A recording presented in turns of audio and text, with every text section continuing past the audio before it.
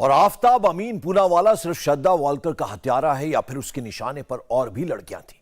आफताब की नई गर्लफ्रेंड ने पुलिस के सामने बयान रिकॉर्ड करवाया है। श्रद्धा के मर्डर के बाद आफताब का एक और अफेयर शुरू हो चुका था। हत्या के महज 12 दिन बाद आफताब ने अपना अगला टारगेट ढूंढ लिया था। डेटिंग ऐप वही था, तरीका वही था, बस चेहरा नया था। सोचिए, घर में श्रद्धा की लाश के टुकड़े छिपा कर रखे गए थे और उसी फ्लैट में आफताब ने नई गर्लफ्रेंड को बुलाया। उस लड़की को उस वक्त कुछ अंदाजा नहीं था। सोचिए, वो लड़की पेशे से एक मनोचिकित्सक है, लेकिन उसे भी इस साइको किलर ने धोखा दे दिया। जब उसने आफताब का चेहरा टेलीविजन पर देखा तो उसके पैरों तले जमीन खिसक गई।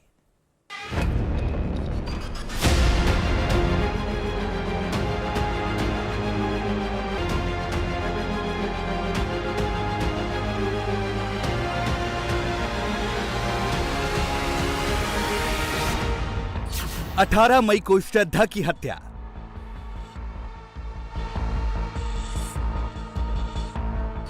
तीस मई को नई गर्लफ्रेंड बनाई।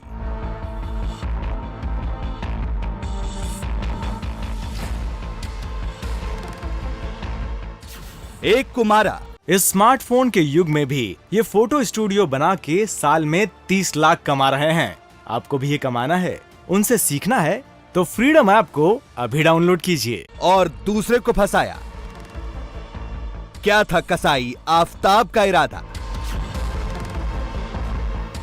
ये सवाल हर किसी के जहन में कौंध रहा है कि क्या श्रद्धा के बाद आफताब के निशाने पर और भी लड़कियां थीं? श्रद्धा मर्डर केस में जैसे जैसे दिल्ली पुलिस ने आफताब की कुंडली खंगालनी शुरू की तो पुलिस को पता लगा कि आफताब तकरीबन 15 से 20 लड़कियों के संपर्क में अलग अलग डेटिंग साइट्स के जरिए था। जांच में पुलिस को बम्बल ऐप के जरिए एक ऐसी लड़की के बारे में जानकारी मिली जो श्रद्धा की हत्या के करीब 12 दिन बाद यानी 30 मई को आफताब के संपर्क में बम्बल ऐप के जरिए आई थी।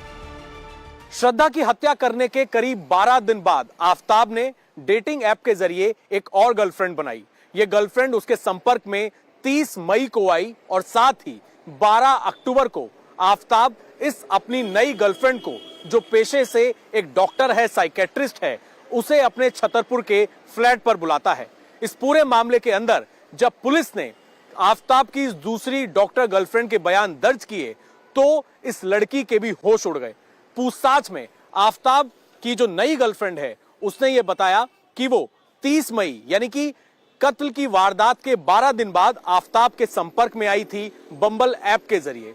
इसके बाद दोनों की बातचीत हुई और 12 अक्टूबर को आफताब ने इस अपनी नई डॉक्टर गर्लफ्रेंड को छतरपुर के उसी फ्लैट पर बुलाया जहां पर उसने श्रद्धा की हत्या की थी।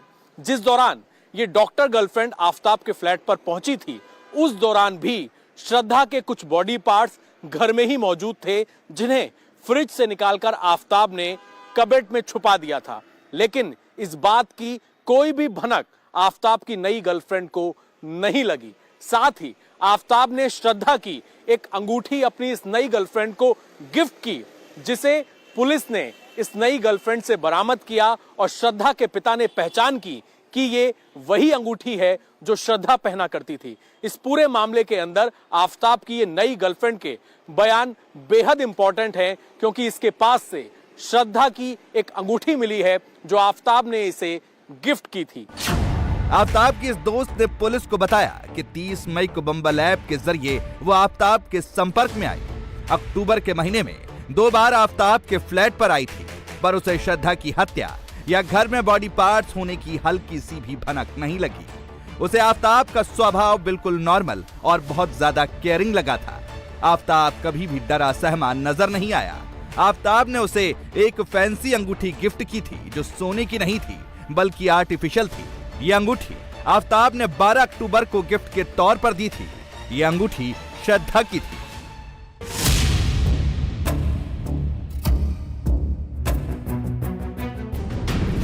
आफताब ने जिस तरह से श्रद्धा की हत्या करके उसकी बॉडी के टुकड़े टुकड़े करके जंगल में फेंक दिए थे, ये खबर सुनकर जैसे आज देश भर में हर कोई हैरान है, तो जरा सोचिए, इस दर्दनाक हत्याकांड के कुछ ही समय बाद आफताब के संपर्क में आई उसकी नई गर्लफ्रेंड, जो कत्ल के बाद आफताब के साथ छतरपुर के उसी फ्लैट में मिलने आती थी, इस बात से बेखबर कि इसी फ्लैट में आफताब ने श्रद्धा की न केवल हत्या की बल्कि श्रद्धा की बॉडी के कुछ पार्ट्स आफताब ने छिपाकर रखे हुए थे, जिससे वो अनजान थी।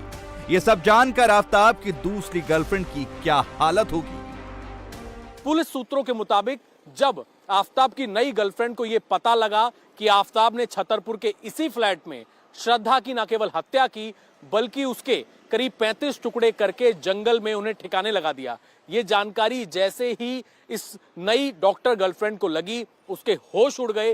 वो बेहद शौक में है। उसे ये लगता है, अब ये डर लगता है कि आफताब का अगला निशाना वो तो नहीं थी, क्या उसके साथ भी आफताब इसी तरीके से उसकी हत्या करके उसके टुकड़े तो नहीं कर देता।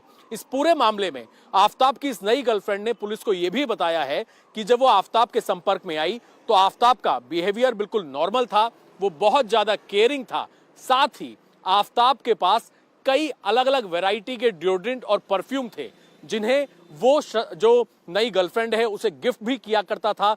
साथ ही वो बाहर के खाने का बहुत शौकीन था, अलग अलग रेस्टोरेंट से खास तौर पर वो नॉनवेज ऑर्डर किया करता था। और जिस तरीके से बड़े बड़े होटलों में शेफ खाने को डेकोरेट करते हैं, इस बारे में भी वो अपनी नई गर्लफ्रेंड से काफी ज्यादा जिक्र करता था। यही नहीं, वो सितंबर के महीने में मुंबई गया था और इस बात की जानकारी भी उसने अपनी नई गर्लफ्रेंड को दी थी। इससे पहले आफताब को अब तक रोहिणी के एफएसएल दफ्तर में 5 दिन लाया गया, जहां उसका 4 दिन पॉलीग्राफ टेस्ट हुआ, जिसमें से 25 नवंबर को उसको फीवर था, लिहाजा उस दिन सवाल जवाब नहीं हुए। अब आफताब का पॉलीग्राफ टेस्ट कंप्लीट हो चुका है और अब 1 दिसंबर को आफताब का नार्को टेस्ट होगा। श्रद्धा मर्डर केस में आरोपी आफताब ने पॉलीग्राफी टेस्ट में भी अपना गुनाह कबूल कर लिया है। आफताब ने पॉलीग्राफी टेस्ट में माना है कि उसने श्रद्धा की हत्या की, लेकिन आफताब को श्रद्धा की हत्या करने का कोई अफसोस नहीं है।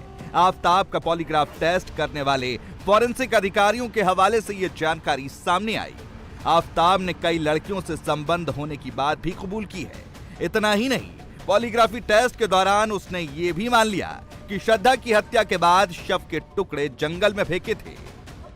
आफताब का पॉलीग्राफी टेस्ट पूरा हो चुका है और अब 1 दिसंबर को दिल्ली के अंबेडकर अस्पताल में आफताब का नार्को टेस्ट कराया जाएगा। इसी दौरान एफएसएल यानी कि फॉरेंसिक साइंस लैब के सूत्रों ने इस बात का दावा किया है कि पूछताछ के दौरान आफताब ने इस बात को कबूल किया है कि उसने न केवल श्रद्धा की हत्या की बल्कि उसके टुकड़ों को मेहरौली छतरपुर के जंगलों में ठिकाने भी लगा दिया।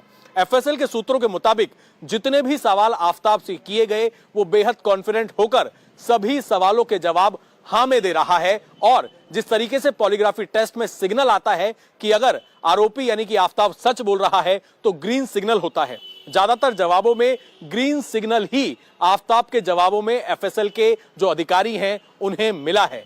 इसी तरीके के बयान आफताब ने पुलिस को भी दिए थे। उसने पुलिस के सामने भी इस बात को कबूला था कि उसने श्रद्धा की न केवल 18 मई को हत्या की बल्कि उसके बाद उसके टुकड़े टुकड़े करके उन्हें ठिकाने लगा दिया। इस पूरे मामले में अब नार्को टेस्ट बेहद इंपॉर्टेंट है, क्योंकि 1 दिसंबर को जो नार्को टेस्ट होगा और अगर नार्को टेस्ट के दौरान आफताब कोई ऐसी बात बताता है कि उसने श्रद्धा के सिर के हिस्से या किसी भी और बॉडी पार्ट या हथियार जो अब तक रिकवर नहीं हो पाया है, अगर उसके बारे में जानकारी देता है और उसी हिसाब से पुलिस नार्को टेस्ट की निशानदेही पर ही उस जगह से अगर कुछ और रिकवरी करती है तो कोर्ट के अंदर ये आफताब के खिलाफ बेहद अहम सबूत होगा और आफताब को कड़ी सजा दिलाने में पुलिस को नार्को टेस्ट के जरिए काफी मदद मिलेगी।